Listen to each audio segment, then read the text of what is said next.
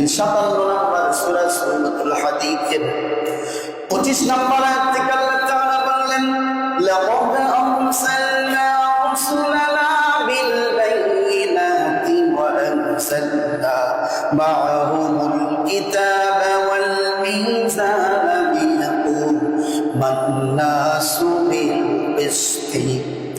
আল্লাহ তাআলা বললেন, নিশ্চয় আমি স্পষ্ট সহকারী সমস্ত রাসূলদেরকে আমি আল্লাহ তাআলা কিতাব, মিজান অর্থাৎ মানদণ্ড আমি আল্লাহ তাআলা নাযিল করে দিয়েছিলাম। আর তাদেরকে পৃথিবীর সমস্ত নবীদেরকে আমি আল্লাহ তাআলা আদেশ দিয়েছিলাম আমার কিতাবের ভিত্তিতে তোমার সমাজে এবং তোমার রাষ্ট্রের মধ্যে ন্যায় বিচার প্রতিষ্ঠা করবে। সুবহানাল্লাহ। সমস্ত নবীদেরকে আল্লাহ তাআলা ন্যায় বিচার প্রতিষ্ঠা করতে বলেছেন। সেই ধারাবাহিকতায় আল্লাহ তাআলা আমাদের নবী বিশ্বনবী মুহাম্মদুর রাসূলুল্লাহ সাল্লাল্লাহু আলাইহি ওয়াসাল্লামকেও আল্লাহ তাআলা ন্যায় বিচার প্রতিষ্ঠার জন্য আদেশ দিয়েছেন। কোরআনে কারীমের 4 নম্বর সূরা সূরা নিসায়ের 105 নম্বর আয়াত থেকে আল্লাহ তাআলা বলেন, ইন্না আনসালনা ইলাইকাল কিতাবা বিল হাক্কি লিতাহকুমা বাইনান নাসি বিমা আরাকাল্লাহ ওয়া লা তাকুন লিল খাইনিনা ফাসীমা। সুবহানাল্লাহ। আল্লাহ তাআলা বললেন, নিশ্চয় আমি নিশ্চয় আমি আপনার প্রতি যথাযথ সত্য সহকারে আমি আল্লাহ তাআলা আপনার প্রতি কিতাব নাযিল করেছি, যাতে আপনি মানুষের মধ্যে এই কিতাব অনুযায়ী ন্যায় বিচার প্রতিষ্ঠা করতে পারে। সুবহানাল্লাহ। বলেন, আল্লাহ তাআলা আমার নবীকে ন্যায় বিচার প্রতিষ্ঠার জন্য আল্লাহ তাআলা তার মানব জাতির সমস্যার সমাধান প্রতিষ্ঠার জন্য আল্লাহ তাআলা একটা কিতাব দিলেন। ওই কিতাবটার নাম হলো আল কোরআন। আল্লাহ তাআলা আরো বললেন কোরআনে কারীমের 5 নম্বর সূরা সূরাতুল মাইদা এর 42 নম্বর আয়াত থেকে বললেন, ওয়া ইন হাকামতা ফাহকুম বাইনাহুম বিল কিসতি ইন্নাল্লাহা ইউহিব্বুল মুকসিতিন। সুবহানাল্লাহ।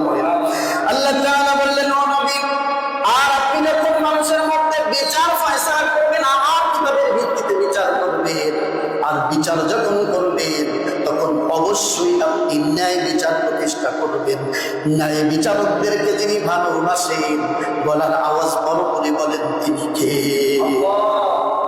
ন্যায় বিচার করতে হবে সবসময়। আল্লাহ তাআলা হাবিবকে বলেছেন, নবী আমি মানদণ্ড দিয়েছি, মিজান দিয়েছি, কিতাব দিয়েছি, এই কিতাবের মাধ্যমে আপনার উম্মতদের মাঝে সবসময় ন্যায় বিচার প্রতিষ্ঠা করবেন।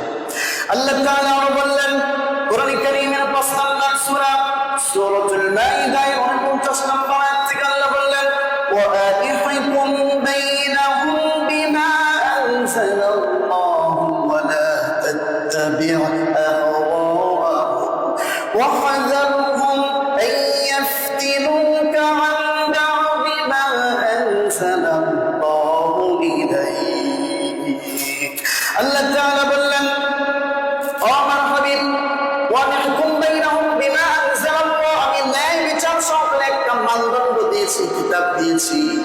মানুষের মধ্যে যখন আপনি বিচার করবেন, বিচার ফয়সালা করবেন, তখন আমার আইনের ভিত্তিতে ন্যায় বিচার প্রতিষ্ঠা করবেন। বারবার আল্লাহ তাআলা আমার নবীকে ন্যায় বিচার প্রতিষ্ঠা করার জন্য বলেছেন। এই জন্য ন্যায় বিচার প্রতিষ্ঠার গুরুত্ব আছে না নাই? ন্যায় বিচার। আপনারা কি আল্লাহর আইন দিয়ে ন্যায় বিচার চান না? চান না? ন্যায় বিচার তো চান।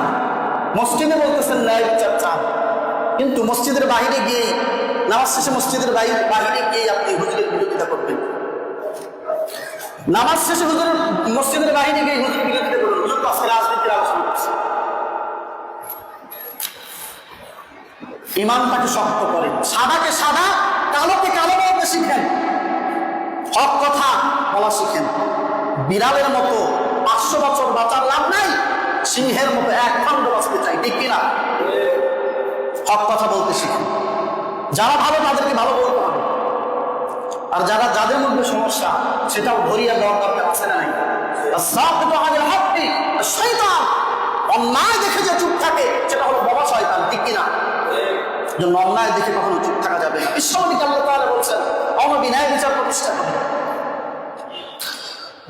এজন্য মানুষের তৈরি করা আইনে মানুষ যে সংবিধান রচনা করেছে সেই সংবিধানের মধ্যে মানুষ তার নিজের স্বার্থের কারণে সংবিধান পরিবর্তন করে, যারা যখন ক্ষমতা আসে নিজের গদিকে টিকিয়ে রাখার জন্য সংবিধান পরিবর্তন করে।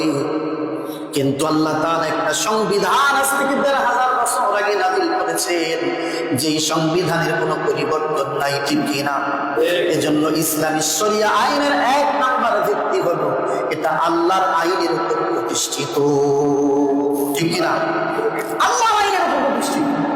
এখানে আল্লাহর আইন দিয়ে বিচার চলে, শরিয়া আইনে এখানে আল্লাহর আইনে বিচার চলে, মানব রচিত কোনো আইনে এখানে বিচার হয় না, ঠিক কিনা?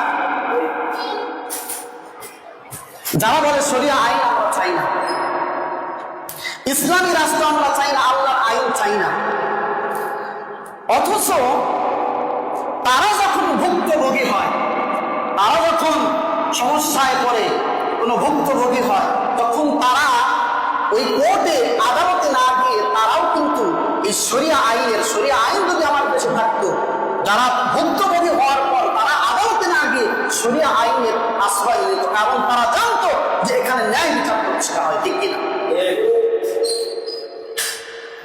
ইসলামী রাষ্ট্র ব্যবস্থা শরিয়া আইনের ১ নম্বর ভিত্তি এখানে আল্লাহর আইন, এটা আল্লাহর আইনের ভিত্তি, এখানে আল্লাহর আইন দিয়ে বিচার ফয়সালা। ইসলামী রাষ্ট্র ব্যবস্থা বিচার ব্যবস্থা বা শরিয়া আইনের ২ নম্বর বৈশিষ্ট্য